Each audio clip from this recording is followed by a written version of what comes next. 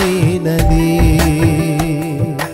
ఎంతో బలమైనది యెహోవా నీ నామము. విషసర్పము, భయంకరమైన విషసర్పము, అది పౌలు గారు చేతులు పట్టుకున్నది, కలిసింది, పట్టుకున్నది. దాని ఆయన సింపుల్ గా బుద్ధబాములాగా దాని అగ్నిలో జారి చొట్టు పెడితే మిగతా వాళ్ళందరూ చచ్చిపోతారేమో సావుడు కాదు, ఏం జరగలే ఆయనకు. విష సర్పములు కూడా ఏం చేయలేని కాలం. అపోస్తల కార్యము బ్రదర్, ఇలా చెప్పుకుంటూ పోతే చాలా ఉన్నాయి. మరొక అపోస్తల కార్యం, మరొక ఎఫెక్సి.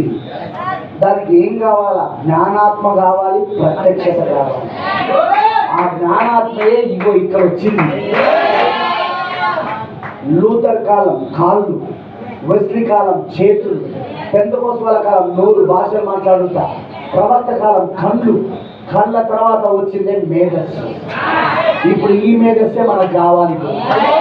మనం ఇప్పుడు లూథర్ కాలంలో లేము, మనం ఇప్పుడు వెస్లీ కాలంలో లేము, మనం ఇప్పుడు పెంతెకోస్తు కాలంలో లేము, మనం ఈవెన్ ప్రవక్త కాలంలో కూడా లేము మనం. ఎందుకంటే ప్రవక్త వెళ్ళిపోయాడు. కానీ ఇప్పుడు ఏ కాలంలో ఉన్నాం? ఇప్పుడు మనము ప్రవక్త పరిచయం చేసిన మేధస్సు జ్ఞానాత్మక కాలంలో ఉన్నాము. ఇప్పుడు మనం ఏం పొందుకోవాలా? ఈ జ్ఞానాత్మను పొందుకోవాలా, ఈ మేధస్సును పొందుకోవాలి, ఈ ప్రత్యక్షతను పొందుకోవాలి. పొందుకొని మనం ఎవరము, ఎక్కడి నుండి వచ్చాము, ఎందుకు ఈ భూమిపై ఉన్నాము, ఎక్కడికి వెళ్ళబోతున్నాము, మన భూత వర్తమాన భవిష్యత్తు కాలం అంతా ఈ మేధస్సులో దాగున్నది.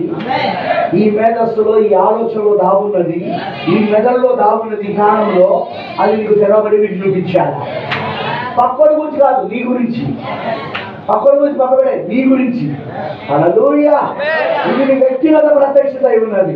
దాని ద్వారా క్రీస్తులోని స్థానం ఏంటిదో నువ్వు గుర్తించడానికి ఏనా క్రీస్తులోని స్థానం నిన్ను గుర్తింపజేసి ఆ స్థానంలో నిన్ను పెట్టి ఆయన అభిషేకిస్తాడు. అదే యోషువ గ్రంథం. యోషువ గ్రంథంలో దేవుడు ఏదైతే వాగ్దాన దేశాన్ని ఆయన వాళ్ళకు వాగ్దానం చేశాడో, పాలు తేనెలు ప్రవహించే దేశమును, కానాను దేశాన్ని స్వాస్థ్యముగా, యోషువ పని ఏంటిది? ఎవరెవరిని ఏ స్థలములో పెట్టాలో పెట్టడం. ఇప్పుడు యోషువ పని ఏంటిది? ఇప్పుడు పరిశ్రమ పని ఏంటిది? ఇప్పుడు ఈ మేధస్సు పని ఏంటిది? ఇప్పుడు ఈ ఆత్మజ్ఞానం పని ఏంటిది? ఇప్పుడు ఆత్మజ్ఞానము, జ్ఞానాత్మ మరియు ప్రత్యక్షత. ఈ జ్ఞానాత్మ మరియు ప్రత్యక్షత ఒక పని ఏంటిది? ఇప్పుడు నిన్ను జగత్ పునాది వేయబడి ఉంటే, లోక పునాదులు వేయబడి ఉంటే, క్రీస్తు మరణించిన శరీరంలో ఏ అవయముగా నేను ఏర్పరచుకున్నాడో, ఏ అవయముగా నేను ఎన్నుకున్నాడో, ఏ స్థలంలో నేను ఎన్నుకున్నాడో, ఏ స్థానంలో నేను ఎన్నుకున్నాడో, ఆ స్థానంలో నీకు బలిపరిచి, ఆ స్థానంలో నేను పెట్టి,